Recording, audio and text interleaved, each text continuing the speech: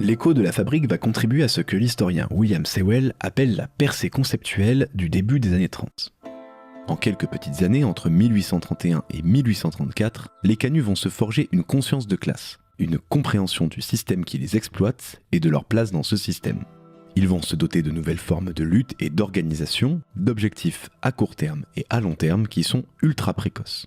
Certaines de ces idées deviendront centrales dans le mouvement ouvrier à venir. Par exemple, dès 1831, un article de l'Écho analyse l'émergence de la bourgeoisie comme classe à part entière.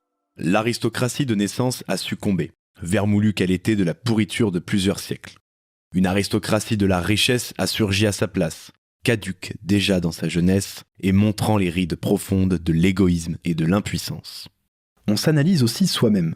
On comprend qu'on n'est plus des artisans, qu'on constitue une classe nouvelle dont les intérêts sont communs aux travailleurs de tous les corps de métier. Le 7 avril 1833, le journal républicain La Glaneuse, qui travaille souvent avec l'Écho, tente une définition du mot prolétaire. Ceux qui, ne possédant absolument rien, vivent du fruit de leur travail quotidien, quel qu'il soit.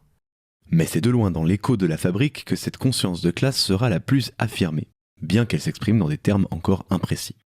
Nous serons le journal de la caste prolétaire tout entière. À vous donc, artisans de toute profession, industriels de toutes les classes, ouvriers travailleurs de toute la France, que l'écho de la fabrique soit pour vous un centre de réunion, un point d'appui et de ralliement, qu'il vous serve de tribune. On commence même à évoquer les rapports sociaux qui se cachent derrière les classes. Dès 1833, on parle de travail, de capital, on décrit l'exploitation et la lutte qui les opposent. Le 24 novembre, c'est le travail disputant au capital la part que le capital lui arrache. Le 8 décembre, les travailleurs sont forcés de subir la loi du plus fort, la loi du capital. Mais on ne se limite pas à constater. On élabore aussi un programme de lutte. On trouve dans la Glaneuse l'une des premières évocations de ce qui deviendra la revendication principale du futur mouvement ouvrier. Il faut faire passer, peu à peu, les instruments de travail entre les mains de ceux qui les emploient. C'est un premier pas vers ce qu'on appelle aujourd'hui la socialisation des moyens de production. Mais, pour nos canuts, la lutte débute avant tout par le rassemblement et l'organisation.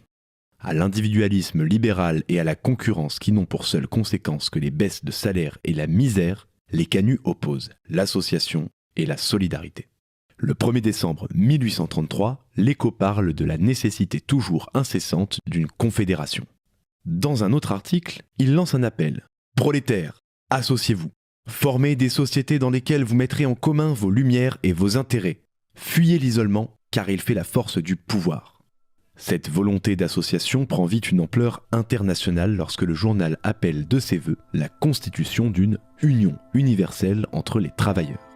Il n'y aura de vrai bonheur pour les travailleurs que lorsque des relations suivies effaceront pour eux la distance qui sépare Lyon et Manchester, Cadix et Bordeaux, Vienne et Bruxelles. On est en 1833, 15 ans avant le fameux « prolétaire de tous les pays, unissez-vous » de Karl Marx et Friedrich Engels. Les canuts, ils vivent dans le turfu. Mais en vrai, c'est pas si surprenant que ça. Toutes les personnes qui, depuis les canuts, ont pondu des travaux qu'on disqualifie aujourd'hui automatiquement comme de la théorie, donc trop abstraite, donc trop hors sol, donc inutile, en réalité, ils l'ont pas sorti de dessous leur belle barbe.